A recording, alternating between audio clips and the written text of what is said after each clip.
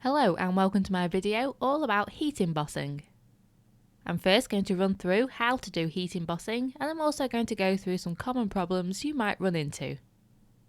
What you're going to need is some card or paper which you want to emboss. This can really be any type of paper or card. It can be patterned, it can be glossy, matte, it can be vellum, anything you like. Just bear in mind that the heavier the paper or card, the less likely it is to curl up when heated. You'll also need some embossing powder. What makes embossing powder special is that it melts and creates a raised, shiny surface on your card or paper. There are all sorts of embossing powders you can get in all kinds of colours, in metallic, you can get extra fine for small details, you can get extra thick, you can get glow in the dark, glitter, there's all sorts you can choose from. You'll also need some embossing ink. What makes embossing ink special is that it takes a longer than usual time to dry, which gives you time to sprinkle the powder on top. You don't necessarily have to use an embossing ink to do heat embossing. Pigment inks can also be used because they stay wet longer than other inks. And it's a good area to actually experiment with. So if you have a few inks at home, then you can try them all out and see if they actually work with heat embossing. If you use a pigment ink, you can then choose any colour of ink to use. Some people use a coloured pigment ink and then apply clear embossing powder on top, thus keeping the colour of the ink on display. And you'll also need some kind of stamp to press into the embossing ink.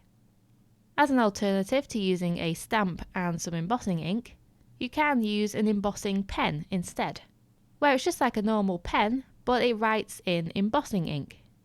These are great for doing custom designs and shapes because you can draw or write exactly what you want and you're not limited by the stamp design. Another thing that can come in useful is an anti-static pad. This is basically a pad filled with some powder that you just rub over the paper or card before you heat emboss, and this stops the embossing powder sticking in places where you don't want it to stick. Now these are optional but useful. I bought an anti-static pad, but you can also use a used fabric softener sheet or a used dryer sheet. Or you can even make your own static remover by making a little fabric pouch filled with baby powder. A few other things you'll need are a heat resistant surface. This could just be a baking tray, for instance, that you're going to actually do the heat embossing on. This is just so you don't damage your work surface with the heat gun. You could also do with a small paintbrush, and some tweezers or heat resistant gloves would also be a good idea for helping you to hold the paper or card whilst you're heat embossing. And a sheet of scrap paper for collecting the unused embossing powder. You'll also need a heat craft gun. You can pick these up for about £10 in craft shops. You don't want one that's like a paint stripper that's really high heat because that'll just burn your card. So try and just get a craft heat tool that's meant for heat embossing. It is also possible to use an oven grill to heat emboss, and I'll talk a bit about that later, but a craft heat tool is the best option. Okay, so what exactly is heat embossing? If you're not familiar with it, basically what you do is you put embossing ink onto some card or paper, put some embossing powder on top of that ink, and then melt that powder to create a raised, shiny coating. It's a really easy and quite addictive technique, and it gives a really professional look to your cards. Okay, so to begin, get everything you need set out and plug in your heat gun. I take the card that I want to emboss and put it on top of a folded piece of scrap paper. This scrap paper will catch the unused embossing powder. If you have an anti-static pad, then just wipe it over the area that you want to heat emboss. This will prevent the embossing powder from clinging to the areas of the card and paper where you don't want it to go. I'm now going to take the embossing ink and push the stamp 2 or 3 times into it to make sure that it has a good covering of ink.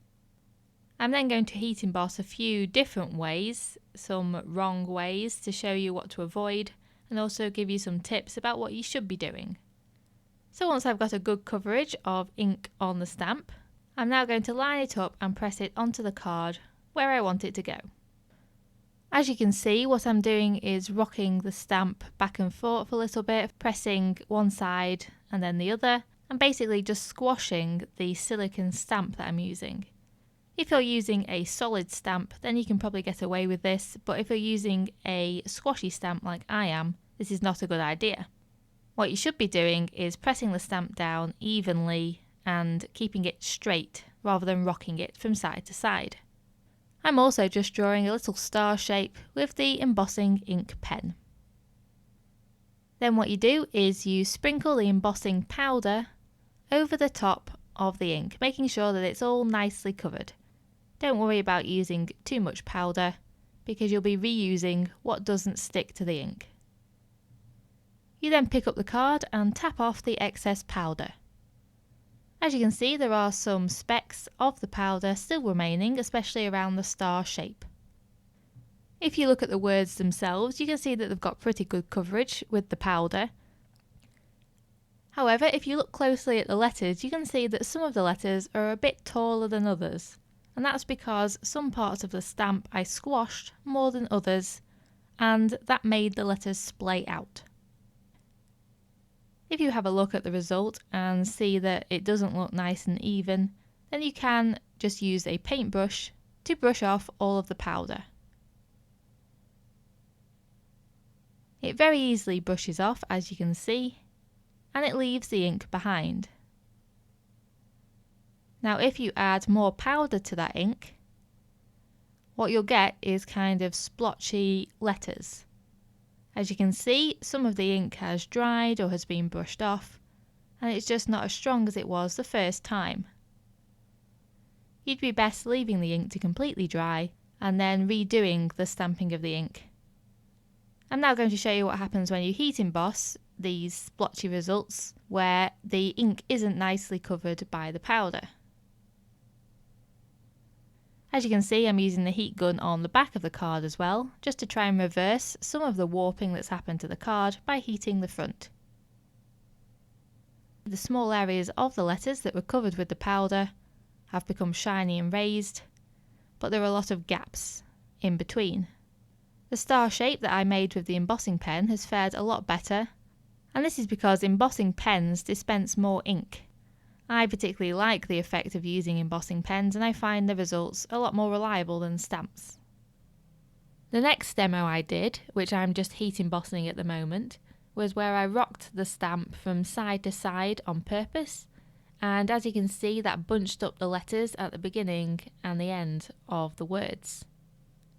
Again, the embossing pen worked really well, but using a soft stamp can be a bit temperamental. I'm now going to do another demo where I'm going to rock the stamp from side to side, but this time I'm going to use a stamper's pad. Now these are basically blocks of foam that are supposed to make your stamping results much more reliable and successful. So I'm just transferring the ink with the stamp, and I'm also writing a message with the embossing pen. And then sprinkle the powder over as usual and tap off the excess. You then want to check over your design to make sure that there's no powder elsewhere on the paper and card where you don't want it to be. Because once you use the heat gun, it'll be too late and you won't be able to remove any of the excess and any little specks. So just take a small paintbrush and carefully wipe away any excess powder. Be very careful though not to wipe any powder from the areas of ink, because obviously you want those to stay. And then I go about heat embossing. I'm doing this next to the previous example because the previous example I didn't use the stamper's pad, and this one I obviously did. And so this just allows me to directly compare the results. I try and heat up the card nice and evenly, and then start to focus on the embossing powder. Once one area goes shiny, focus on that area until it goes nice and smooth. You don't want to leave it as a pebbly texture. You can see now that where I rocked the stamp from side to side, all the letters have smushed together, making it a little bit unreadable. However, if we compare the previous demo to this one, you can see that more ink and therefore more powder has transferred onto the card, thus creating bolder letters. And that's the effect of the stamper's pad. So if you're struggling to transfer enough ink, then a stamper's pad might help you. Okay, so now on to another demo, and this time I'm going to try and press the stamp down evenly, rather than rocking it from side to side so that it squashes some parts of the stamp and not others. I'm also going to carry on using the stamper's pad because that does allow me to transfer more ink.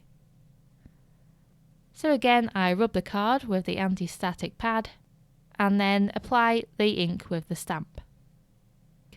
I make sure the stamp has good coverage of ink, I line it up and then I press it straight down.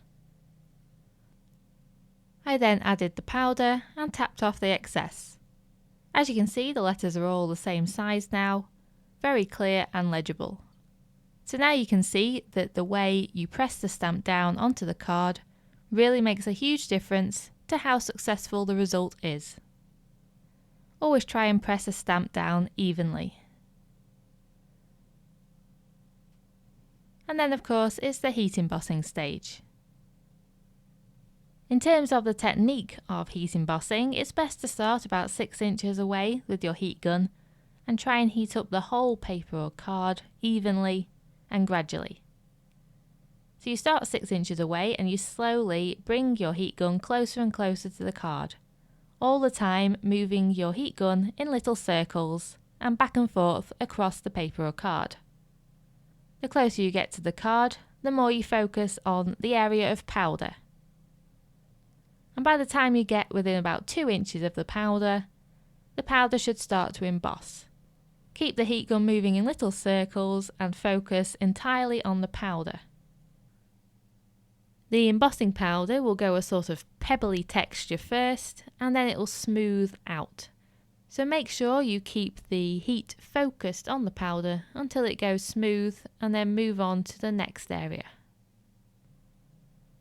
Don't take your heat gun any closer than 1 inch from the paper or card. An alternative to heat embossing from the front of the embossing powder is to heat emboss from the back. So you basically point the heat gun upwards and hold the card or paper over the top of the heat gun, thus heating the back of the design. This means that you can see exactly when the embossing powder starts to melt because the heat gun isn't obscuring your view. And heating from the back also helps with the heat embossing process itself because it melts the powder closest to the card first. Whereas when you're heat embossing from the front, you heat the top of the powder first and you could have some unmelted powder trapped underneath. So that's one alternative. You can either heat emboss from the front or from the back of the card. With regards to warping, there are a few things you can do to combat this. The first is by using a heavier paperweight or heavier card. The thicker the card, the less it's going to warp. As I mentioned previously, start with the heat gun far away from the card and try and heat all of the card or paper evenly as you move the heat gun towards it. You can also flip between heating the front of the card and the back of the card so that both the front and the back of the card are evenly heated. If that doesn't work, especially if you're using a lightweight paper, then what you should do is lay the paper on a heat-resistant surface first and weigh down the edges with books and other heavy objects. This will keep the paper level and flat whilst you're heat embossing. Then what people usually do is after you've heat embossed, you put some heavy books on top of your card or paper and leave it to cool. Once that paper or card has cooled, it should have cooled nice and flat under those books. Another thing I experimented with was my oven grill. I first tried putting the card in my oven and I put it on a high heat, but it still just didn't work. The heat embossing powder seemed to just sink into the card and not raise up and melt. And I also burnt my card a bit or went a bit brown, so that really didn't work. So then I tried the grill. because the grill has a more focused, intense heat, and that's really what you need for heat embossing. So what I did was I tried the grill on maximum temperature first, which was about 250 degrees centigrade, and that was a bit high. So I turned it down to 200 degrees centigrade. I put my card on a baking tray, and I just held the baking tray in the grill for a few seconds. I made sure to keep the card at least 2 or 3 inches from the top of the grill where the heating elements are, and I would definitely recommend keeping a close eye on it at all times. What I did was I just held it under the grill for a few seconds, and I probably looked a bit weird because I was holding a torch as well, so I could see if the heat embossing was taking place, and then once I saw it had happened, I pulled the baking tray out. Unfortunately, I didn't film this process, but what happened was the card warped immediately and then flattened out in a matter of a few seconds, and within 5 seconds the heat embossing was done. It was that quick. It was really, really quick, and that was at 200 degrees centigrade. I wouldn't recommend this technique if you're just doing one card, but if you're doing lots, then this is a really quick and efficient way of doing it. Another thing I found was that some types of card just don't work. I tried some recycled card, and it must have been particularly porous or something, because I put the ink on, then the powder, and I tried it again and again, but the powder just sunk into the card, and there was no raised sections, it was just flat. So if that happens, it might just be the card that you're using. The same thing actually happened when I tried using the oven to heat emboss, and I think that's just because it was such a slow, gradual heat rather than an intense, focused heat that it just sunk the powder slowly into the card rather than melting it quickly and having it sit on top of the card. So if you're having problems with the powder sinking into the card, it's either the type of card or maybe you're heating it a bit too slowly and gradually. Another problem I ran into was that some stamps that were very small or had very fine lines just didn't really work at all. The definition on the end designs just wasn't very good and made it very hard to read. And if this happens to you, I recommend buying some ultra fine embossing powder, because that's what solved the problem for me. My last tip is, if you plan to do heat embossing a lot, then I would certainly recommend splitting up your embossing powders into separate plastic containers. The containers should be large enough to dip a piece of card into, and what you do is simply dip the piece of card or paper into the container full of powder with the ink already applied to that paper or card. Dipping into the powder rather than sprinkling the powder onto the card makes it a lot more efficient and neat. So you don't have to bother putting the excess powder back in the pot because it all stays contained in that container.